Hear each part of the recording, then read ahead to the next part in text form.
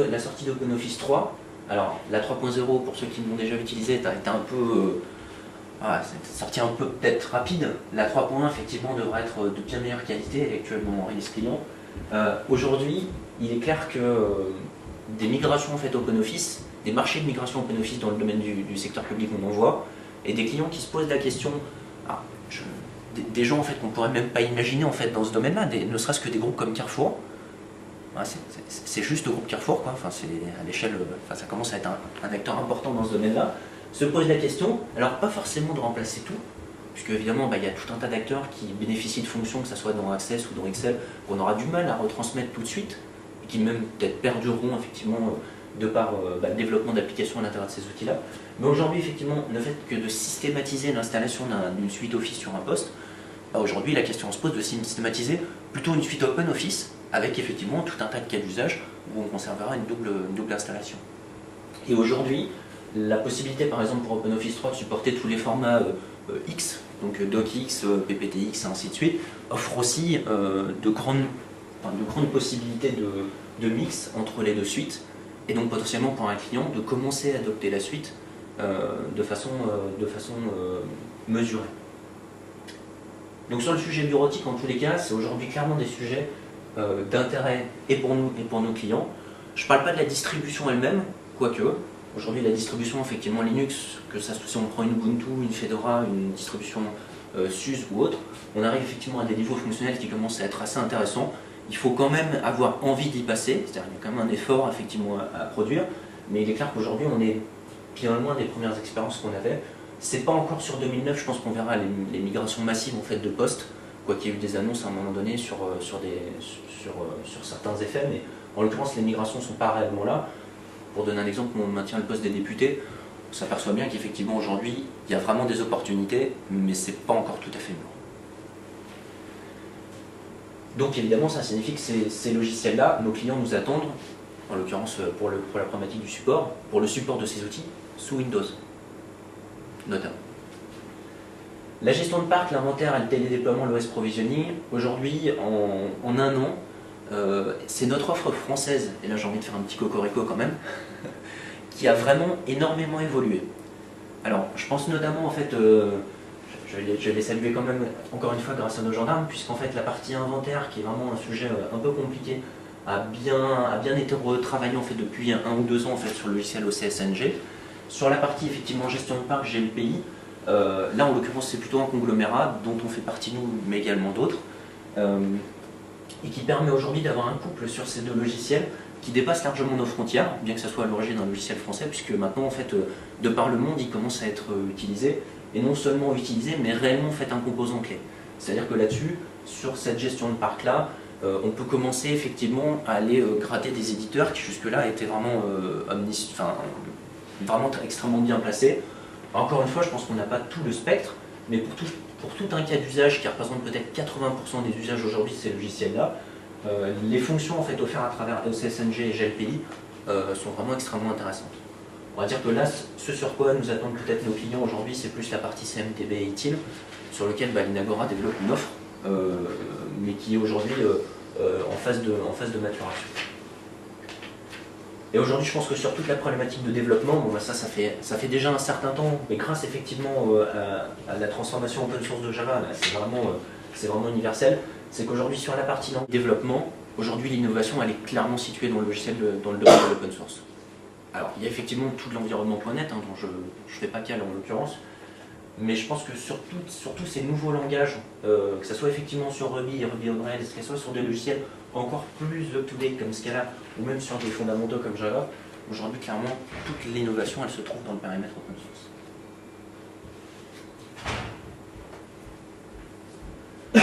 Alors je pense qu'il y a également une question de maturité du modèle, puisqu'en fait il y a encore pas très longtemps il y avait tout un tas de modèles différents en fait dans le domaine du logiciel libre.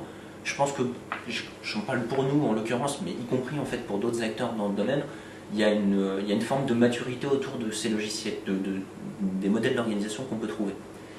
Alors, il y a clairement effectivement ce métier, cette forme historique qu'on appelle SS2L, ou Société de Service effectivement logiciel libre, qui peut apporter effectivement du service, ou alors effectivement une branche métier chez un intégrateur. Je faisais une petite différence quand on était en fait au café tout à l'heure.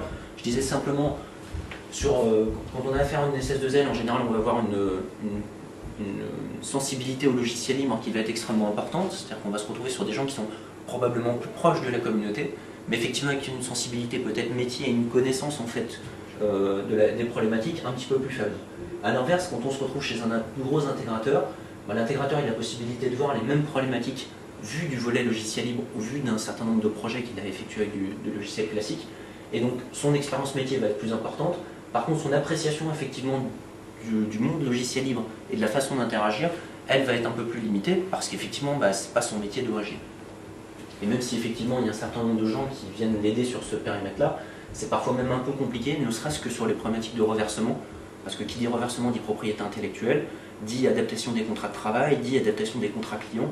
Voilà, donc c'est vraiment effectivement deux approches un petit peu différentes, mais qui aujourd'hui se rapprochent, c'est-à-dire qu'on voit de plus en plus de projets où un intégrateur nous demande de porter la partie logicielle libre du projet, quand lui effectivement il va apporter une compétence sur le métier, sur la connaissance effectivement de son client. Et c'est aujourd'hui en fait des associations qui se font de plus en plus. Alors c'est des associations qui se font soit avec des SS2N sur des périmètres projets open source non édités, c'est-à-dire sur lesquels il n'y a pas d'éditeur effectivement logiciel, soit effectivement on va avoir affaire à une nouvelle entre guillemets race d'acteurs qui est effectivement les éditeurs open source qui portent effectivement leurs propres produits. Alors dans la salle par exemple il y a les gens d'Exoplatform, donc par exemple dans ce domaine-là, les réponses qu'on va trouver effectivement auprès de nos clients, c'est des réponses qui vont mixer soit effectivement un éditeur, soit une SS2L et un intégrateur pour répondre à un client. Pour des structures qu'on trouve de plus en plus et qui sont de plus en plus connues et classiques. Et puis alors ce qui reste effectivement à parfaire, donc ça c'est aussi bien pour les éditeurs que pour les SS2L, entre guillemets, c'est plus la notion effectivement de packaging, de façon à pouvoir apporter sur un certain nombre de domaines des offres complètement cohérentes, puisque parfois on court toujours encore après l'intégration sur certains périmètres. Alors, de plus en plus ça s'améliore, c'est pas encore le cas sur tous les sujets. Et on arrive au bout, je crois. Voilà. Donc ça, c'était une version vraiment un peu partielle, forcément, puisque c'est notre point de vue. Mais je pense qu'en tous les cas, sur un certain nombre de sujets, elle est de plus en plus partagée par d'autres acteurs. Et en l'occurrence, ça nous amène sur le sujet, en fait, sur le sujet d'aujourd'hui, qui est la partie maintenance. C'est-à-dire qu'aujourd'hui, sur cette partie maintenance-là, on va voir un peu comment s'organisent ces sujets-là, parce que quelque part, si on a une SS2L, des intégrateurs, des éditeurs open source, comment fonctionne en fait l'adéquation entre les modèles et les fonctionnalités de support?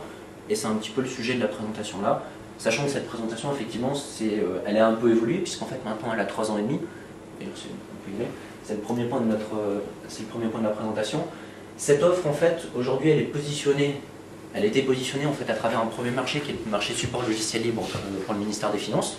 C'était le premier marché structurant en fait dans ce domaine-là. C'est un marché qui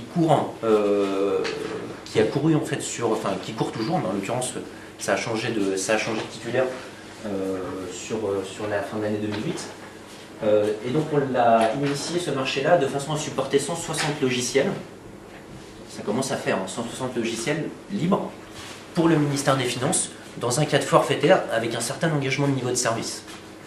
Donc cette offre-là, en fait, elle a été conçue pour répondre aux clients qui ont un usage du logiciel libre important ou critique sur un périmètre, effectivement, soit, alors là, dans un cas extrêmement large, soit ciblé avec cette notion d'engagement de niveau de service. C'est-à-dire ne pas effectivement prendre des contrats où on ne prend aucun engagement par rapport au client, puisque on sait, autour de la table, on commence à savoir effectivement que dans le domaine du logiciel libre, on va attendre de nous plus que ce que sont même en mesure d'offrir des éditeurs classiques en face de nous pour convaincre.